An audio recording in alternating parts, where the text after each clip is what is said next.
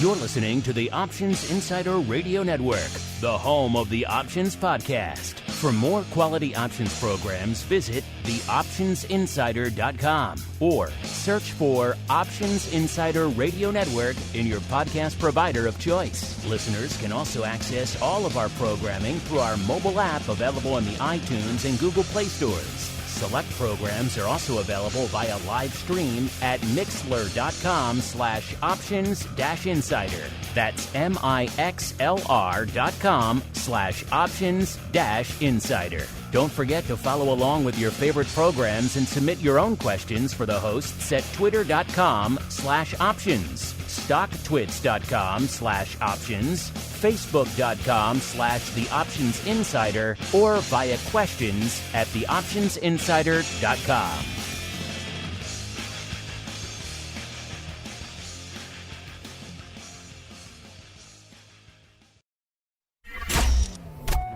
Bitcoin, Ether, Solana, Doge, and more. Cryptocurrencies and digital assets are taking the financial world by storm. This exploding market provides everything a savvy trader needs: volatility, volume, and liquidity, provided you know how to find it. That's where we come in. Welcome to the Crypto Rundown. Each week, we'll break down the latest trading activity, trends, and developments throughout the world's leading crypto derivatives markets. If it's moving the crypto markets, then you'll find it on the Crypto Rundown. The Crypto Rundown is brought to you by Amber Data. If you're entering the digital asset class, you'll need access to granular on-chain and market data from multiple venues to power research, trading, risk management, and compliance. Amber Data delivers comprehensive data and insights into blockchain networks, crypto markets, and decentralized finance, empowering financial institutions to apply traditional finance methods to digital assets. Amber Data eliminates the infrastructure setup, integration challenges, and maintenance headaches to access digital asset data, reducing cost and time to market to enter the digital asset class. Learn more and download their digital asset data guide at www.amberdata.io.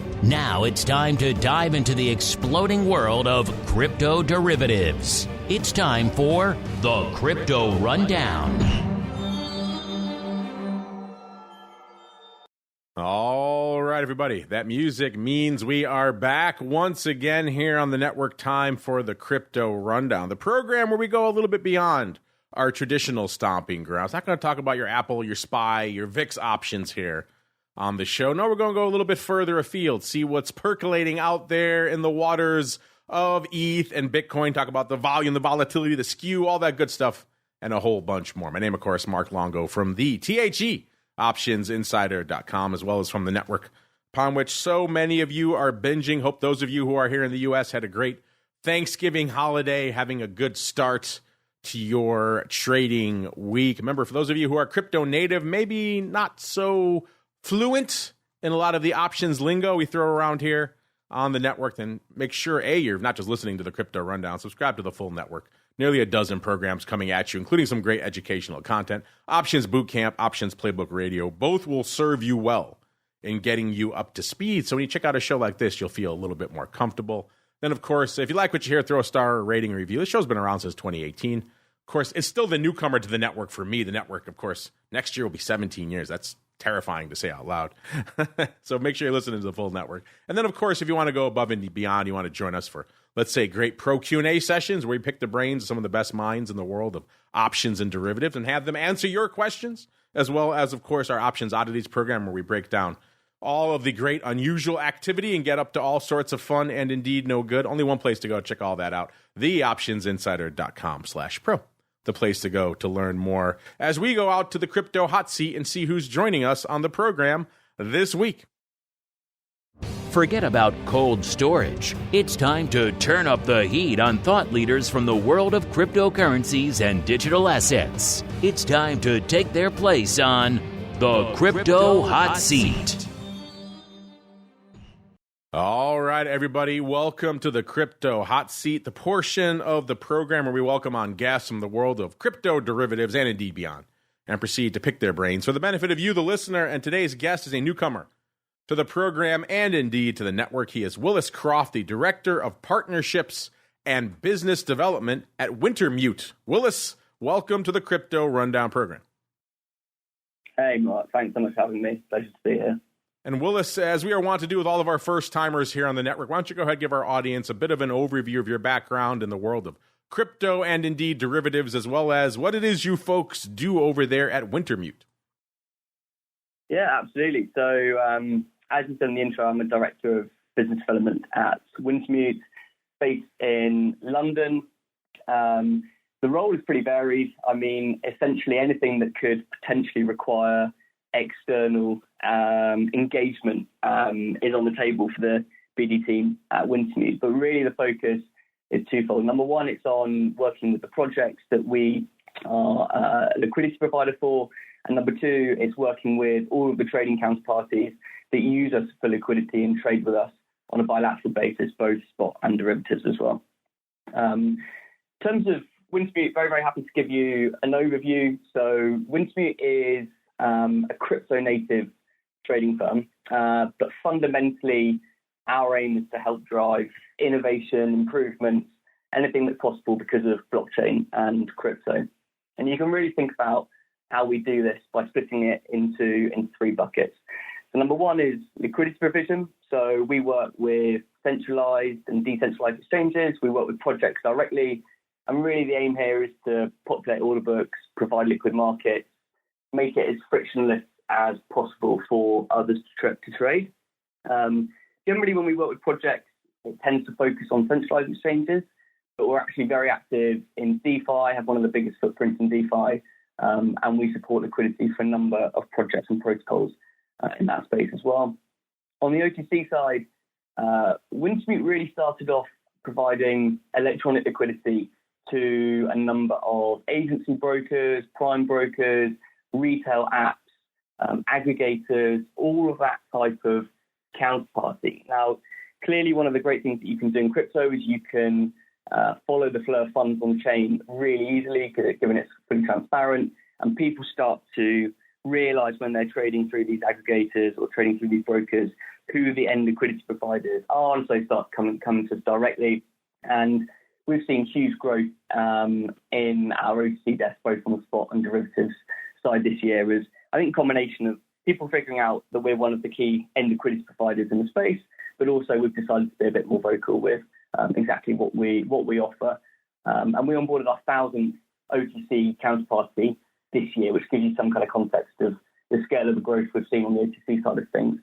So really it's the full spectrum of counterparties, it's the variety of needs they have, whether it's positioning, treasury management, hedging, passing through, flow, and these days much more demand for derivatives as well. So number one, liquidity provision, number two, OTC, and then the third bucket really is investing through our VC arm. So, I mean, actually this pillar actually extends like way beyond investing. It's probably better categorized as support for the ecosystem. So we do this through events, we do this through advice, partnerships, of course investing as well, but we're also incubating teams and projects.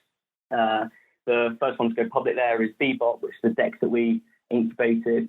Really like anything that we think can help better a decentralized world, we want to be in the room in some capacity. So to give you an example there, like we're very active in governance, we're a full-time delegate for some of the largest protocols, we're aiming to kind of give recommendations and input on long-term value adding and decision making as well. So we really get in the weeds. So three core pillars of Wintermute: liquidity provision, OTC trading, and ecosystem growth.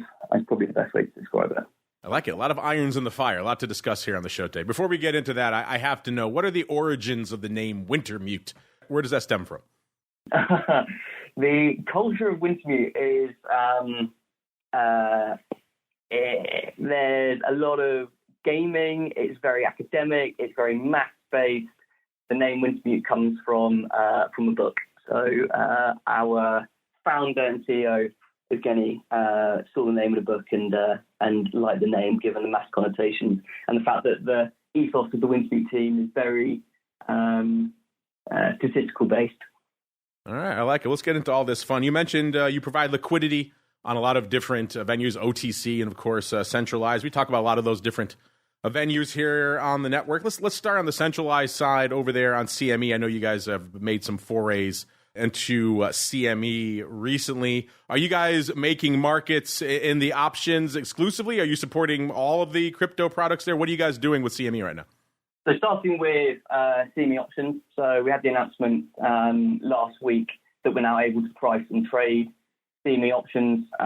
It's a big milestone for us. Clearly, CME is probably the most trusted exchange brand in crypto, given its TradFi history and presence. So really the move for Wintermute to enter the space is actually a big reflection of our response to TradFi institutional demand that we're seeing as well. So we have lots of TradFi players coming to us with requests, product requests, things they want us to be able to do, and to be able to offer and trade and price CME options was top of their list. So it's kind of a reflection of who we're dealing with and where the market's going, and allows us to trade in a way that a lot of these more TradFi names are accustomed to.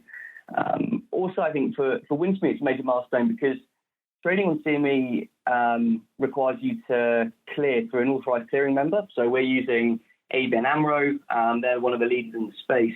And from a reputational perspective, that provides extra comfort to a lot of traditional counterparties, given the rigorous DD process that firms like ABN require you to go through. So only a handful of crypto native firms have been able to do that. So so it's been a big achievement, a long time coming, and we're excited to take it forward.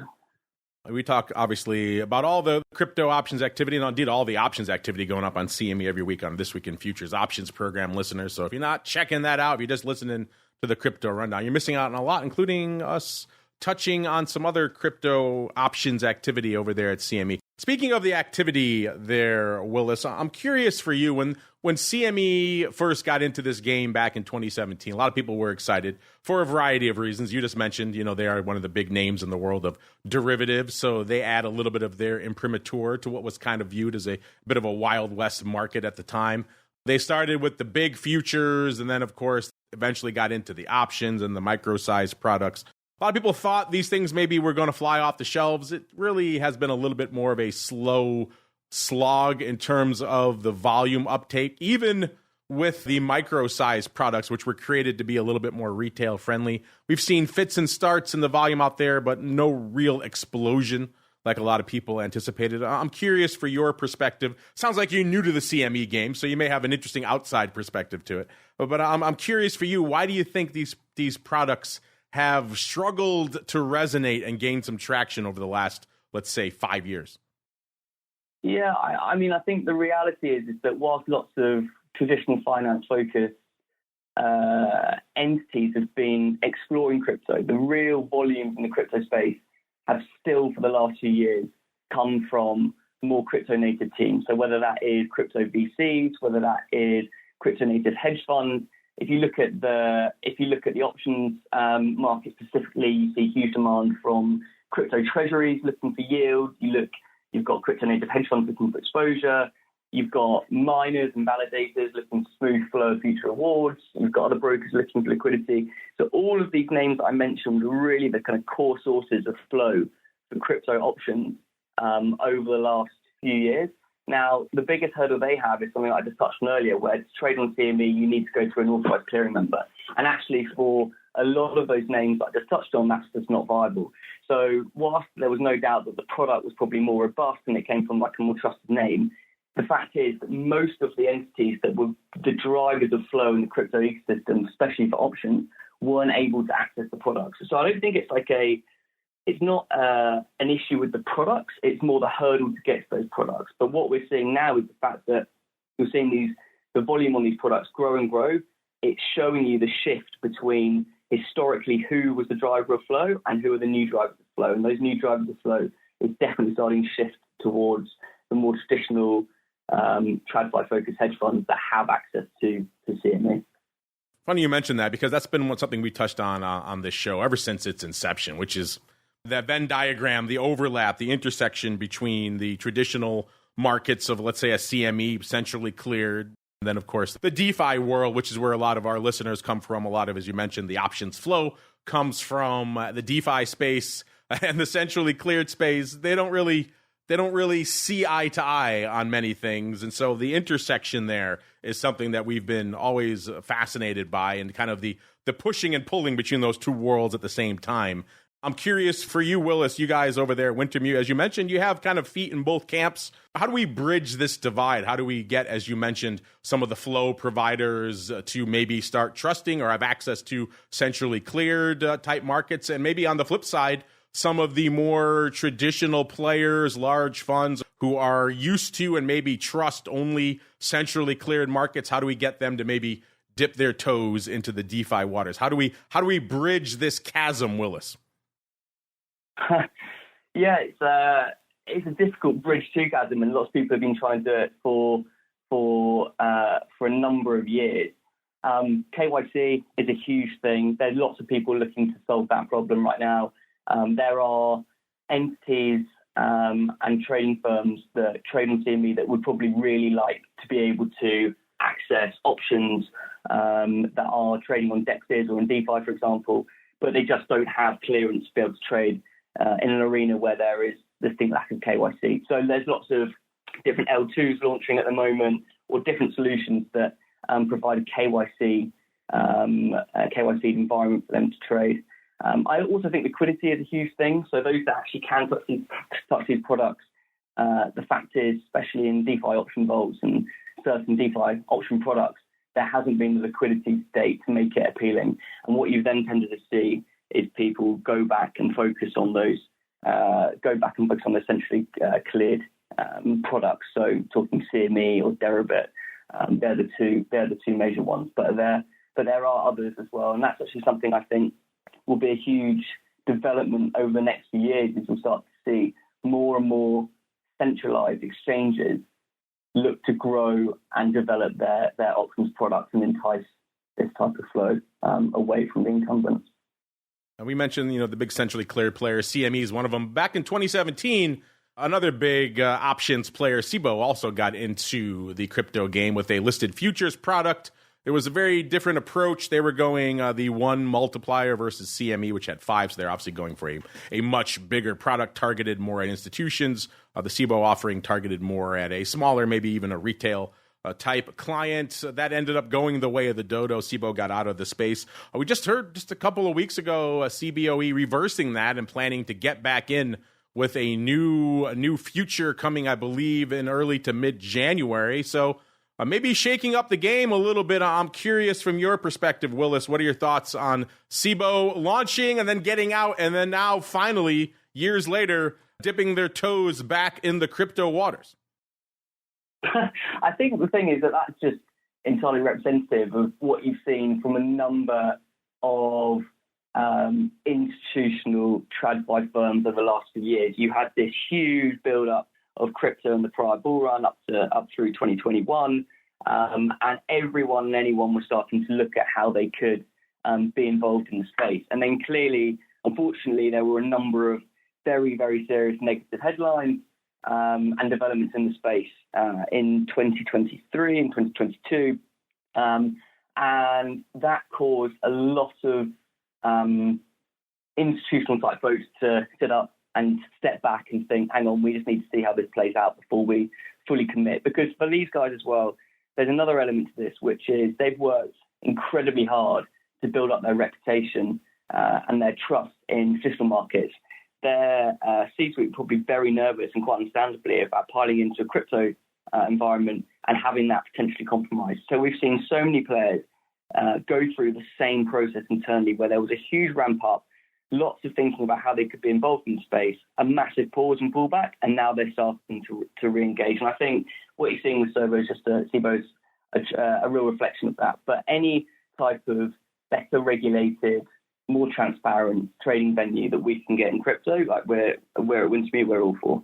Now, you mentioned the institutional side of the space. That's something else we've been discussing and analyzing and debating ever since this show launched, which is really, what is the institutional demand for crypto? It does seem like it ebbs and flows, kind of with the crypto tide. I've often joked on this show, maybe only half joked, Willis, that institutions, when crypto or in Bitcoin in particular is below 30K, maybe they don't really care so much. When it's back above 30K, it seems like a viable asset again. All of a sudden, all the institutions want in. Like I mentioned, Willis, it's a joke, but maybe only half of a joke. Is it really that simple at the end of the day? Are they just looking where the rising tide is of Bitcoin, and that's the level of institutional demand? I'm curious from your perspective. Obviously, you engage with that side of the business day to day. A, what are you seeing right now from an institutional demand? And B, is it really that simple? They're really just kind of watching the level of Bitcoin, and that's when they decide they want to be part of it again. Well, institutional demand is an interesting topic because there are always institutions in the space. It's probably just depending on a load of factors how crypto native those institutions are at any one time. So when price action is dull, there is, like you call it, Bitcoin below 30K, for example, vol's low, there's regulatory overhangs, there's things going on, you have stuff with FTX. The shift of the institutional involvement then goes way towards the crypto native end of the scale. And then when you've got a bit more regulatory clarity, you've got interesting price action, pick up in vol, then that's when you start to shift back towards the other end of the spectrum where you see more TradFi type institutional players enter the space. I mean, we're fortunate in our seat, like we speak to nearly all of the big institutional players in the space across that full spectrum. So from crypto native hedge funds and small teams through to investment banks and sovereign wealth funds and everything in between. There were a lot of them that, as I mentioned, were very active or were ramping up, building out the infrastructure, conducting their due diligence in 2021, had to put things on pause during 2022. I still speak to these guys regularly. The really interesting thing is it's only an incredibly small number of them that have shelved it completely. Nearly all of them are either running it in much reduced size or they're just keeping it in the back burner to basically re-enter space when there is some type of certainty, interest, opportunity, whatever it may be. It's a culmination of all these things. But that's actually, I think, where you can't underestimate the power of, people reference it all the time. It's like the most talked about topic in crypto right now. But if you look at the power of a potential BlackRock ETF, for example, all of these guys I'm having conversations with, it's not just the potential inflow that this could cause, but it's the institutional stamp of approval that having someone like BlackRock in the space gives these guys the green light to enter the space. So yeah, for sure, everyone has their different metrics of what they're looking at before they re-enter, but it would typically be a combination of price, volatility, opportunity, regulation clarity, and a combination of all. So that's kind of the way I think about it.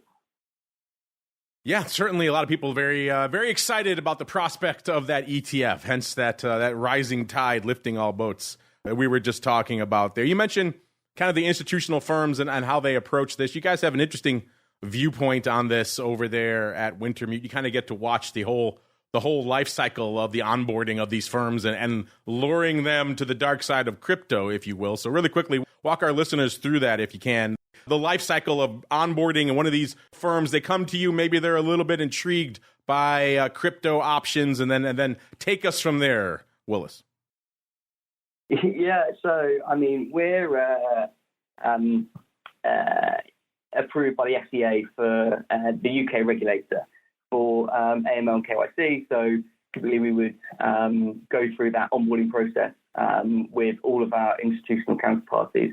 I think something that's really interesting is if we think about the typical life cycle of an institutional fund, specifically with options before they get to the onboarding stage where they're trading bilaterally.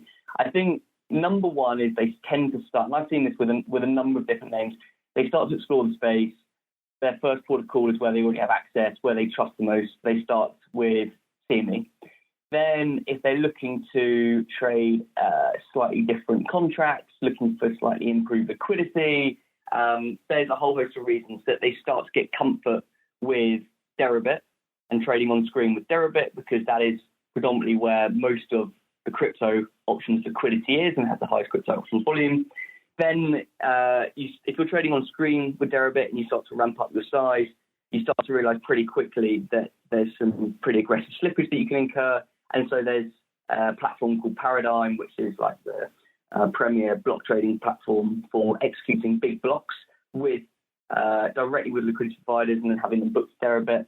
And so they start to move to Paradigm. Then when you're trading on Paradigm, people start to figure out who they're trading with, bilateral relationships are formed, conversations start happening, and then some of these institutional firms start moving towards bilateral OTC options trading. And the reason why they eventually wind up there is because when you're trading OTC options on a bilateral basis, you can be, or Wintermute can be, a liquidity provider in this instance, bespoke with all of the different contract components that go in. So clearly with listed options, you're restricted to the particular contracts that are trading on the exchange.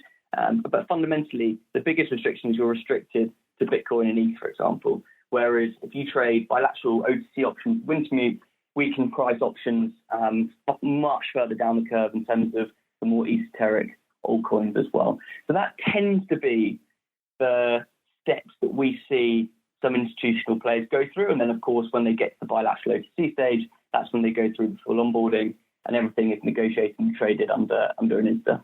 You mentioned the OTC side. Obviously, when you're talking OTC, the first and primary concern for everybody is counterparty risk. When you're talking about OTC crypto, it's double that. People are very concerned about their counterparty still being there when the trade comes due. So I'm curious for you guys over there at Wintermute, how do you assuage those fears? How do you overcome those concerns and get people, as you mentioned in that life cycle, to eventually progress to the OTC side? Yeah, I think we just accept and are very willing as a firm to be incredibly open with any requests that come through from counterparties that are looking to trade with us. So if people want to exchange balance sheets, conduct some credit DD on us, need us to onboard, that's something that we're very willing to go through.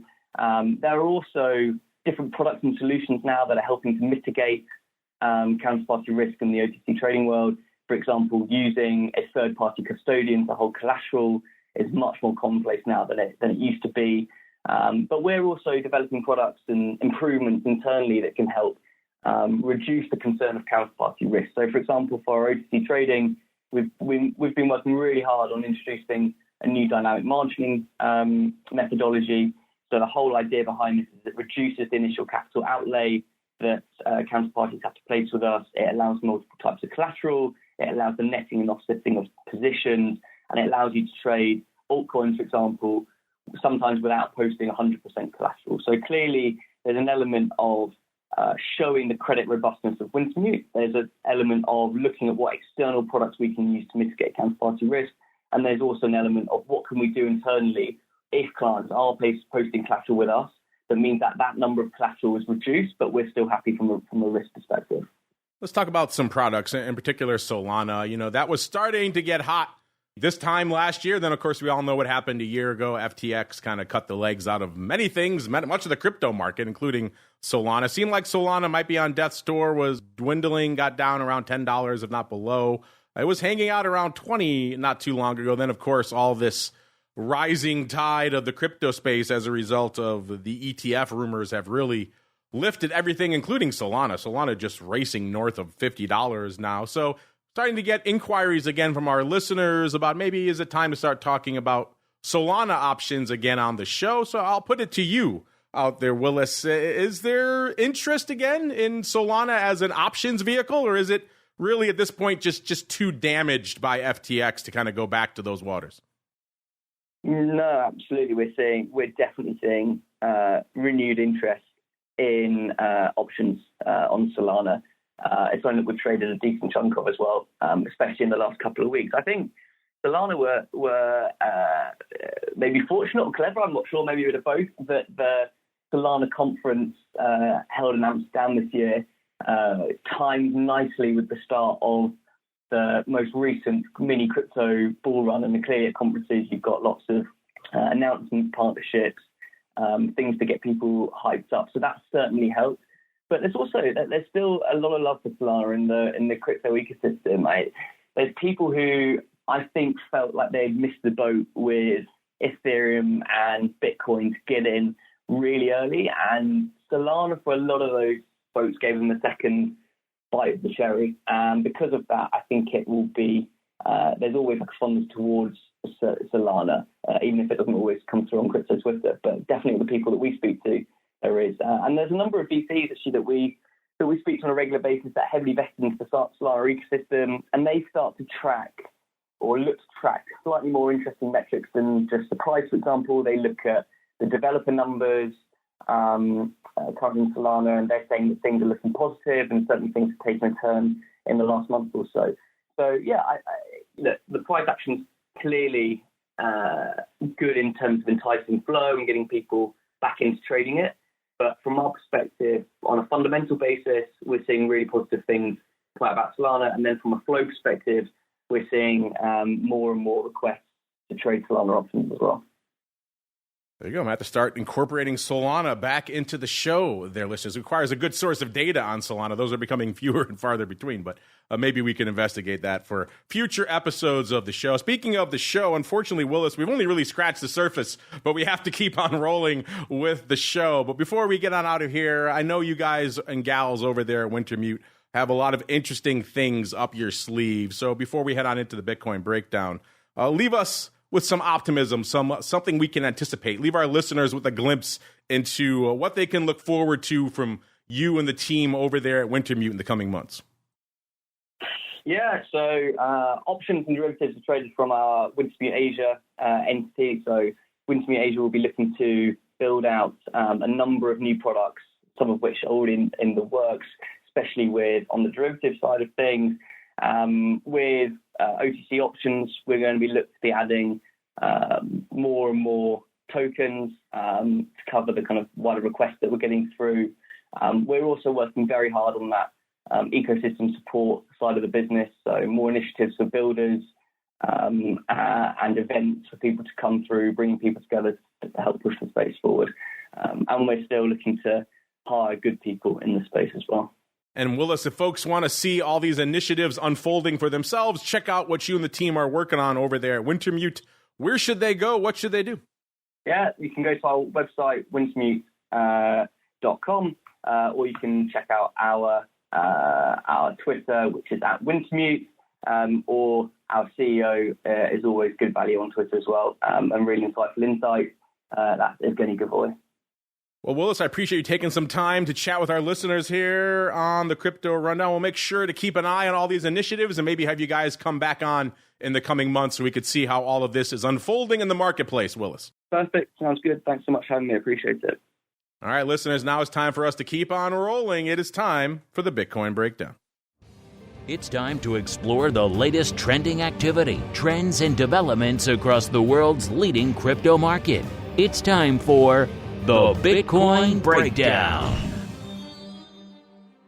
All right, everybody, welcome to the Bitcoin Breakdown, the portion of the show where we do just that. We break down all the action in the world's leading digital asset. Yep, we're talking about the big dog, which is Bitcoin. Still looking pretty big, if not a little bit smaller than it was this time last week. On our last show, Bitcoin was hanging out 37,665. Coming into the start of the show today, 37,51. So shedding a little over 600, about 614 handles net from show to show. Of course, we had a truncated trading week here in the U.S., so a lot of the players in crypto trading might have been on hiatus towards the second part of last week. So market's a little bit thin, even though obviously the global crypto markets keep trading 24/7 out there. The high did come in that thin period, that thin market on Friday. We hit 38, almost 38.5, about 38,415.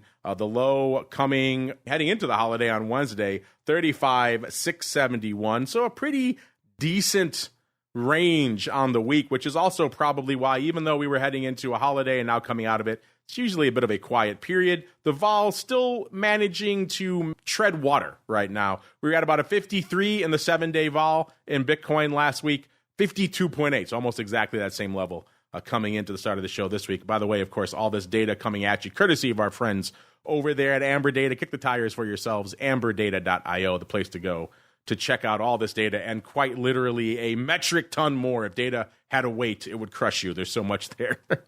We really just scratched the surface of it here on the show. Let's go out to a more standard metric. Let's look at the 1 month, the 30-day vol out there in Bitcoin out there on Deribit. On our last show, is at about a 48, so retreating back off the highs it hit in the mid to high 50s, but obviously also well off the lows it hit not too long ago as well in the mid to high 20s. This show coming in a little bit at about a 44.3, so coming in almost 4 points on the week. If we go farther out, 6 months down the chain, out to the 180-day vol, you're looking at about almost exactly a 60 on the show last week, 60.1 this week, 58 3/4. So still frothy, still optimistic, still juicy, but coming in a little bit out there. Let's go to the Skew and see what secrets the Skew has hidden for us this week. Let's start on the weekly and work our way out as we are wont to do. The 7-day Skew was pretty optimistic last week. It was a positive 8. Remember, that's the difference in the volatility levels, listeners, between the 25 delta call and the 25 delta put. If all of that is voodoo, if all that is Greek or nonsense to you, then hey, check out our educational content here on the network. It'll help you make sense of all this jargon we're throwing at you here. 7-day Skew, still looking positive, still looking upside bias, but a little bit less so this week. Coming in almost 3 points, about 5 1/4 right now. Let's go out to the monthly, and last week also that was pretty biased to the upside, almost a 6, 5.9. This week about 4.6, so coming in about 1.3 points. Still, again, upside biased, but a little bit less so this week. Let's go out 6 months. You know, if you get a little bit longer term, that's where the holdlers tend to kick in. That's where you get to have a little bit more upside bias, and that tends to be the case again this week. It was almost not quite a 10, about a 9.1 to the positive side. Last week, this week, about 8 1/4, so coming in almost a point there as well. What is really coming in, though, is the OI kind of across the board on Deribit.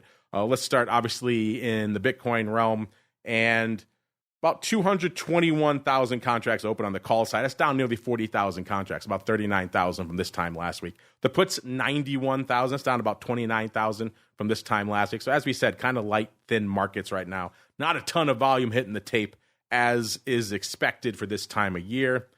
Bitto, as is following the trend, giving up a little bit of the ghost this week as well at about an 18.5. Puts it down about half a point.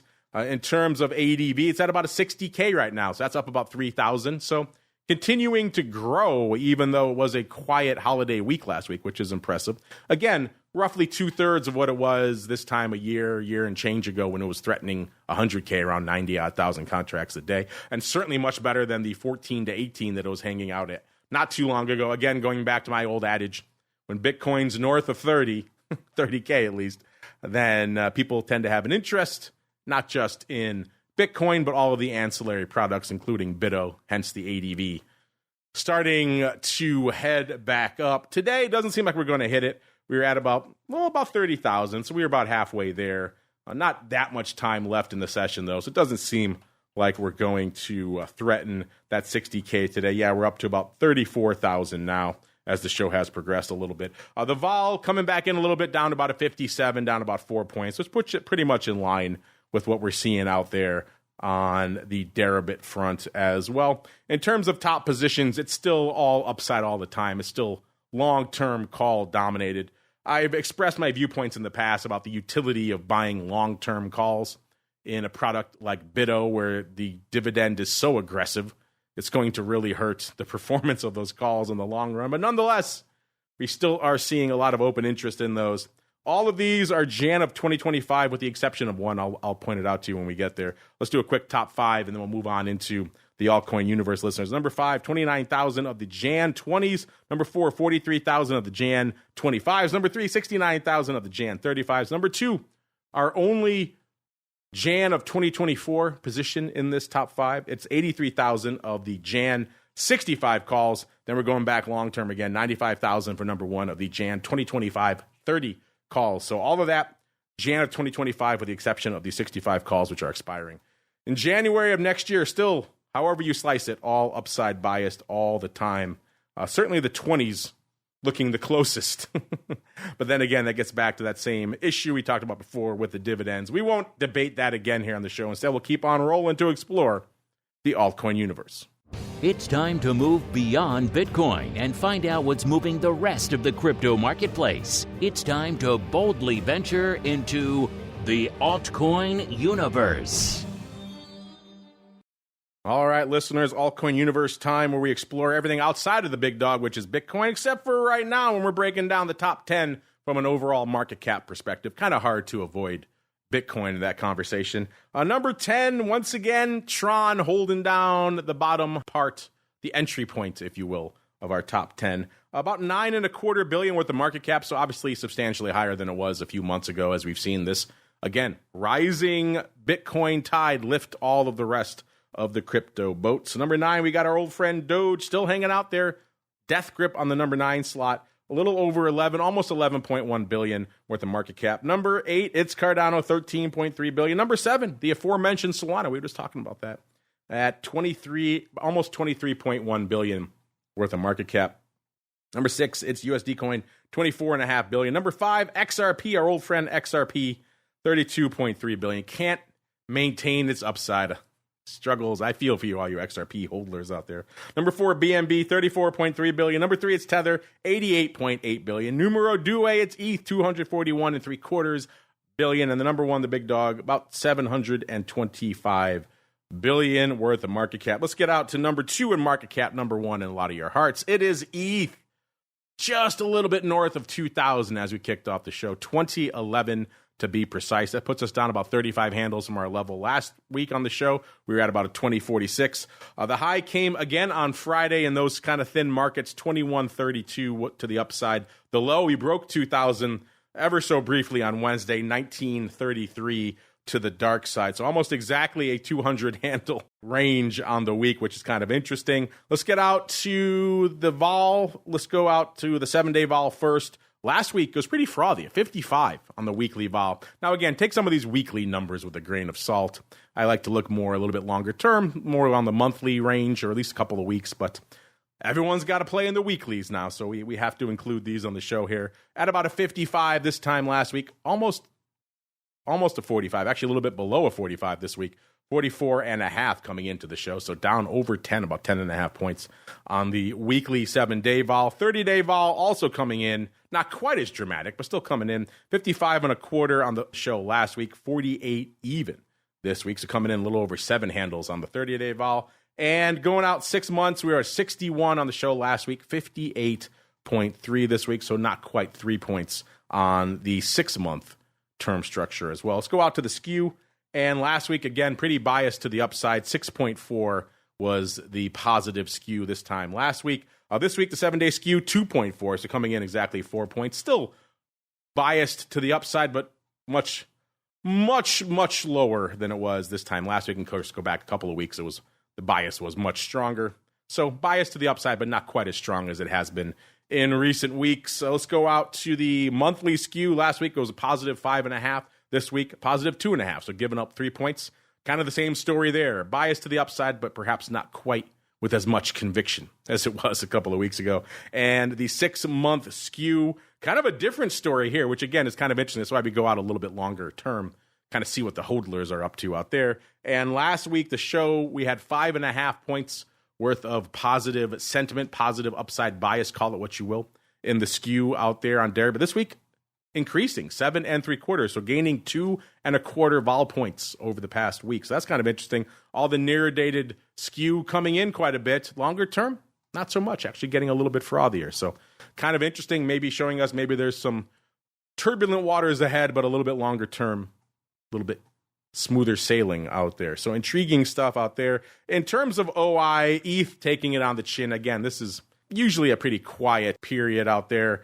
We saw just a little over about 2.05 million call options open on Deribit coming into the start of the show. Puts it down 360,000. Of course, we know ETH, whenever there's an expiration cycle approaching, ETH tends to get hit pretty hard. We're not quite in the quarterlies yet. It's usually the quarterlies that really dominate the OI. So when, September and all those kind of quarterlies roll off the board, that really takes a huge hit on the OI. We're not quite there, but it still is a big downside move on the OI front.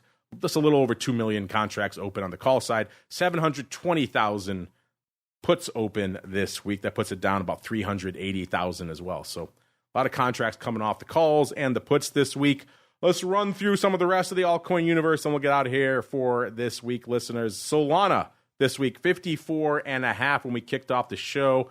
That's down a little over 3 points from where it was this time last week, 57.60, down about 3.13 to be precise. XRP, like we said, struggling to maintain its upside.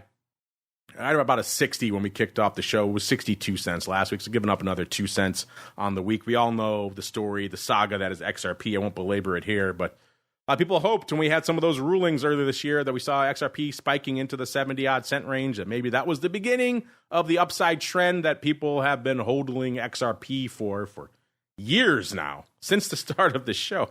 Before that, and yet, yeah, it's just a long, sad tale here. Can't even get it in the U.S. for a lot of you out there. I know it's just a challenge for a lot of you. So hopefully we'll see some resolution on this front in some shape or form in the near future. Good old Doge, pretty much treading water this week, 7.9 cents. Last week, 7.8 cents.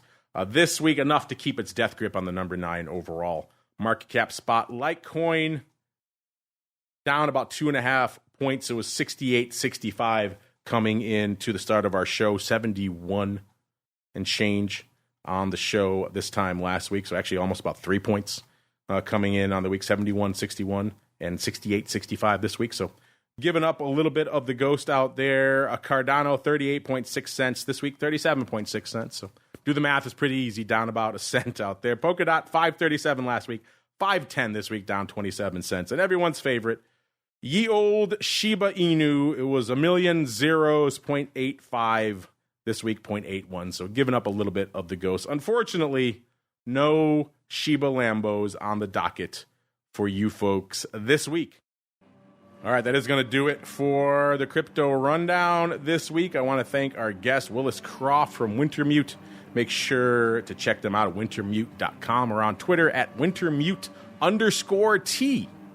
The place to go to check out all that stuff we were talking about here and a whole bunch more. And, of course, you know where to go to kick the tires and light the fires on all the data we crunched and quite a bit more that we didn't here on the show this week. Only one place to go, Amber Data, AMBERDATA.io, the place to go to check it all out for yourselves, listeners. That is going to do it for us on the Crypto Rundown today. It's also going to do it for us on the network today. Got a loaded week for you coming up this week, listeners. First off, we have the advisors option coming up tomorrow at 2 p.m. That should be a fun one out there. Then followed hot on its heels for all you pro folks. We got a pro Q&A with our buddy, Mr. Rich Excel. Always up to some interesting stuff out there, whether it's in futures options, could be crypto options, we shall see, ag options, you name it, equity options. He trades it all. He's got always interesting strategies out there. So if you have questions about all sorts of option strategies, including crypto, get them in for tomorrow's pro Q&A. Of course, you know where to go if you want to get access to that, theoptionsinsider.com/pro. Then back throughout the rest of the week, including on Thursday for our This Week in Futures Options program. If you're listening to this, you should be checking out that show. We do touch on all the things we discussed with our guest Willis there in terms of the centralized crypto options on CME and a whole bunch more. That's on Thursday. And, of course, we're back again next Monday, another episode of the Crypto Rundown. Stay safe out there, everybody. The Crypto Rundown is brought to you by Amber Data. If you're entering the digital asset class, you'll need access to granular on-chain and market data from multiple venues to power research, trading, risk management, and compliance. Amber Data delivers comprehensive data and insights into blockchain networks, crypto markets, and decentralized finance, empowering financial institutions to apply traditional finance methods to digital assets. Amber Data eliminates the infrastructure setup, integration challenges, and maintenance headaches to access digital asset data, reducing cost and time to market to enter the digital asset class. Learn more and download their digital asset data guide at www.amberdata.io.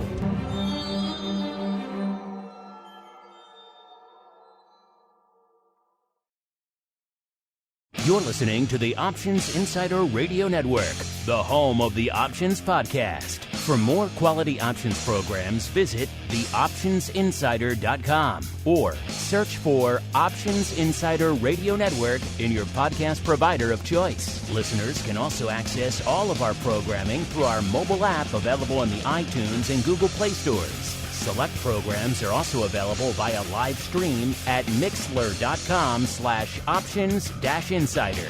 That's mixlr.com/options-insider. Don't forget to follow along with your favorite programs and submit your own questions for the hosts at twitter.com/options, stocktwits.com/options, facebook.com/theoptionsinsider, or via questions@theoptionsinsider.com.